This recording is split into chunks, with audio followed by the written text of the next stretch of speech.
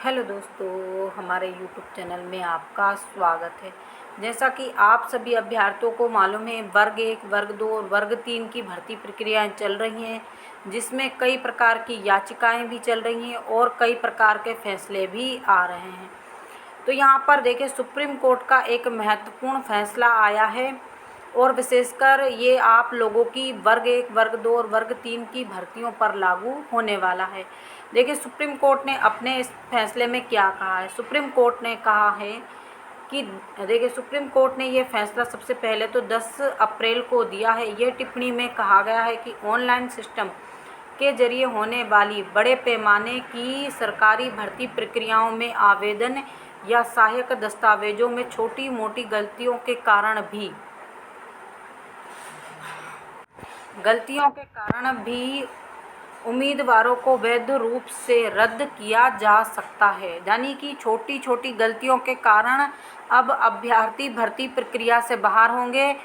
जैसे कि डीपीआई अपने कुछ भी नियम बनाता रहता है, उस पर यह काफ़ी प्रभावी तरीके से लागू होगा। अदालतों को आम तौर पर ऐसे फैसलों में दखल देने से बचना चाहिए, क्योंकि इससे भर्ती प्रक्रिया में देरी हो सकती है और कई अन्य अभ्यर्थियों पर इसका बुरा असर भी पड़ सकता है।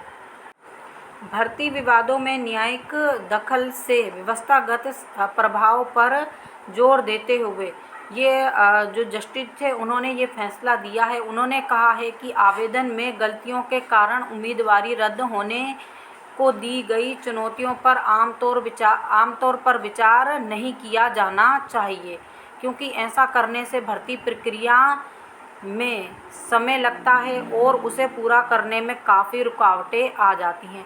तो ये काफ़ी महत्वपूर्ण फैसला आया है। सबसे पहले तो देखिए, आप लोगों की जितनी भी भर्ती प्रक्रियाएं चल रही हैं, उनमें आप लोग कई प्रकार की गलतियां करते हैं। कई प्रकार, जैसे चूँकि अभी पूरा सिस्टम ऑनलाइन कर दिया गया है, तो सिस्टम पर अपलोड करते समय कई प्रकार के टिक आप लोगों से लग जाते हैं गलती से, और कुछ क्या करते हैं आप लोग जानबूझकर भी लगा देते हैं, और कुछ क्या होते हैं जो कैफ़े वाले हैं वो लगा देते हैं, और कुछ कैफ़े वालों की गलतियों से लग जाते हैं और कुछ वो जानबूझकर भी कर देते हैं। तो यानी बहुत सारे सिस्टम आप लोगों के अपडेटेड हैं उसमें, तो जिसके कारण से क्या होता है, बहुत सारे अभ्यर्थी उसमें टिक कर देते हैं। अब मान लीजिए वो कुछ भी गलती करते हैं, छोटी मोटी कोई भी गलती करते हैं, जो जिसके कारण वो क्या करते हैं, बाद में हाई कोर्ट का रुख करते हैं। अब सुप्रीम कोर्ट ने उस पर एक फैसला दिया है कि अब अभ्यर्थी अगर कोई भी गलती करते हैं, छोटी मोटी गलती के कारण अगर बाहर हो जाते हैं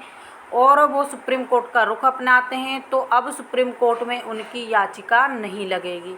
ये एक महत्वपूर्ण फैसला आया है, जिसके कारण क्या होगा, इसका कारण भी सुप्रीम कोर्ट ने बताया है। क्योंकि देखिए, छोटी मोटे केस के कारण याचिका लग जाती है, जिससे क्या होता है, जैसे मान लीजिए एक याचिका लगी जिसमें 1000 अभ्यर्थियों को ज्वाइनिंग देना थी, जिसमें से एक अभ्यर्थी के कारण याचिका लगी जिसमें 999 अभ्यर्थी प्रभावित होते हैं।